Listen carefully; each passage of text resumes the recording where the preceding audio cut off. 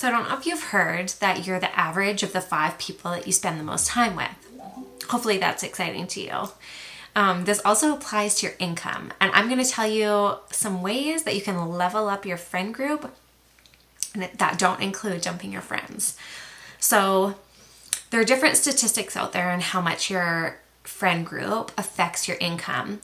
And maybe you could argue like the validity of those specific statistics, but I don't think you could argue that your friends' spending habits and saving habits and investing habits rub off on you a little, and how you all influence each other in those realms. So of course you're sort of gonna be influenced by those around you.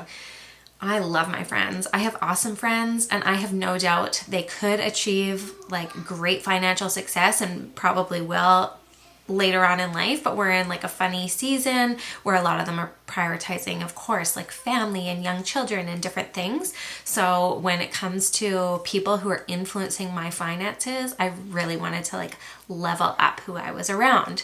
But I didn't want to dump my friends, and I'm busy. So the first way I did that was deciding consciously to spend more time with people who are like wildly financially successful. And the way I figured out how to do that without spending hundreds of thousands of dollars to go to a mastermind was just by listening to podcasts. So I listen to podcasts all the time. I have about a 20-minute commute to work and 20 minutes back, and then I just do lots of driving the kids to hockey and different things. So I'm always listening to podcasts, and I feel like those people that I'm listening to are becoming my friends. I'll give you a list of some of the podcasts. I also read books, and again, that spending time, you're not really exchanging ideas, but at least you're downloading ideas from people who have been financially successful like I would like to achieve. Also TV. So I'll go over some of these things. I also wanted to say you need to find people who you like jive with. So for example, I love Tony Robbins. He like fires me up. I find him like super inspirational. I like that he is like just big and loud and kind of in your face and like no fluff. And I used to love listening to his podcasts. And then for me, it feels unfortunate, but his wife has basically taken over his podcast. She's amazing. She's achieved like amazing things, and she's so associated with some unbelievable charities, but she speaks really softly, and that's just not my vibe. It actually, I find it like irritating, and even though the content that she shares is awesome, I just can't listen to it. So that's what I mean. You have to find people that you like jive with. So I'm going to give you some of my suggestions and what I love listening to, but that might not be your jam. So I'm just suggesting that you go find sort of like mentors, whether that's online or on podcasts or in books, that have achieved something you want to achieve and that you vibe with. I'm going to try to add these things to the description of my video. I'm still so new to YouTube, so I will try, and hopefully I can do that. But if not, you can pause and rewind and listen to some of my favorites. So when it comes to podcasts, I listen to Boss Babe. It's awesome. I find it empowering. I listen to the Ed Mylett Show, A Slight Change of Plans, which is amazing stories about people who have had life-changing incidences and had to rediscover and rewrite their future, and then still been able to achieve amazing things.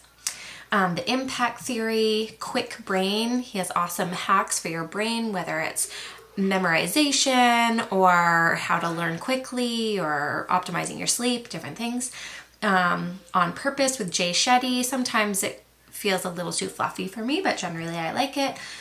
Goal Digger, Mind Valley Podcast, The School of Greatness, The Science of Success. I used to listen to Dean Graziosi, and I love him, and he's got good things to say, but I found it a bit repetitive, so I don't listen to it anymore. And Mel Robbins, I like her content, but I find I have to be in the mood.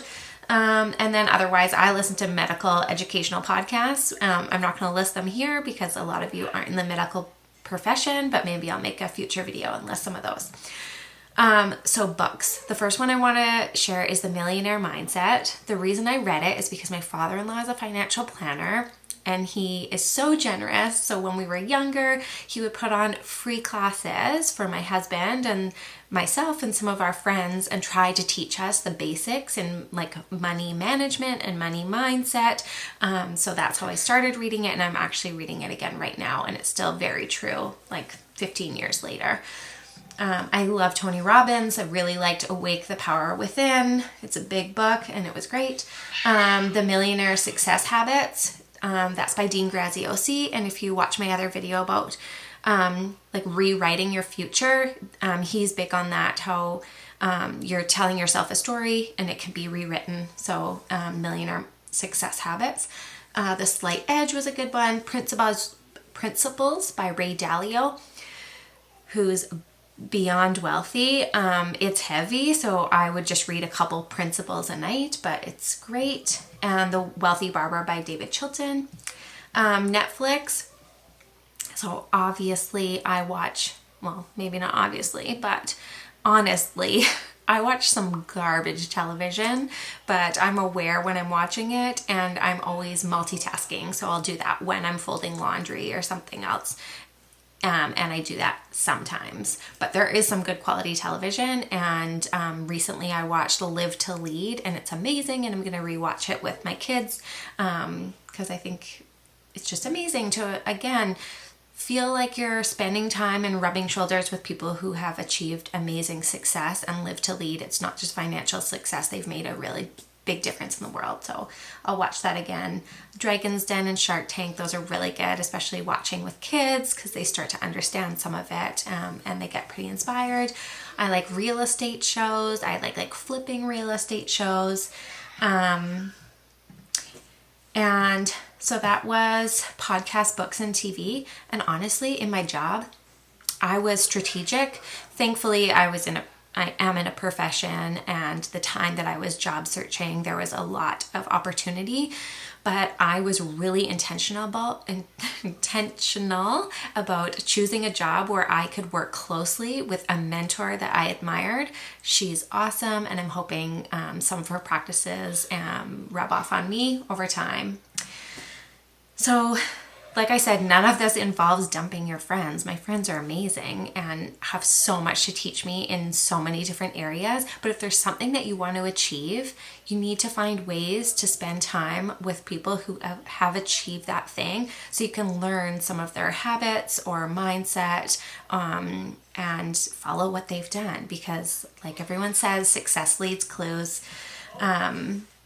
And again, I'm not telling you to dump your friends. Please don't dump your friends. That's brutal when people will ghost friends, but go out and find people who can influence you and try to be that influence for others. And these don't have to be billionaires like Ray Dalio, but as long as that person is one step ahead of you in achieving your goals, you can learn from them and spend time with them. So hopefully that helps you propel you towards the goals that you're wanting to achieve this year. Like and subscribe if you're gaining anything from this content, and I will come back with another video soon.